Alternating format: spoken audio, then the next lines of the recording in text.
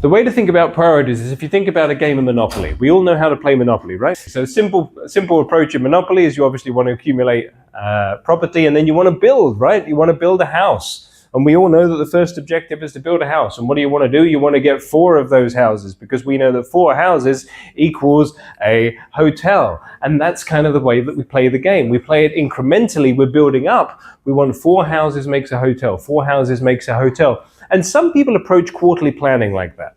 They say, well, the year's broken up into 4 quarters, so we'll just take each quarter as it goes and we're going to build our hotel. But you should not do your quarterly planning like Monopoly. Yes, 4 quarters make up a year, but you start with the year. You have started with your annual initiatives. Your goal is not to build a house. Your goal is to build the hotel. And if you plan it out starting with the hotel, then you can start to figure out what the quarters need to look like in order to achieve your annual goal. And the fact is that it doesn't always look like 4 identical houses.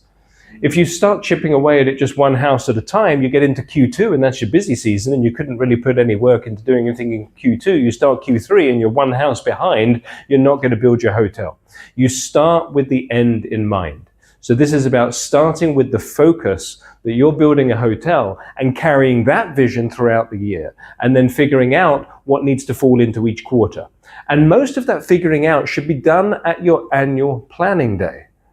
You've got your year goal. How's that going to look throughout the year? Well, we know that we don't get a lot done in February, March, and April. And so you start looking at how that is going to lay out as the year goes on.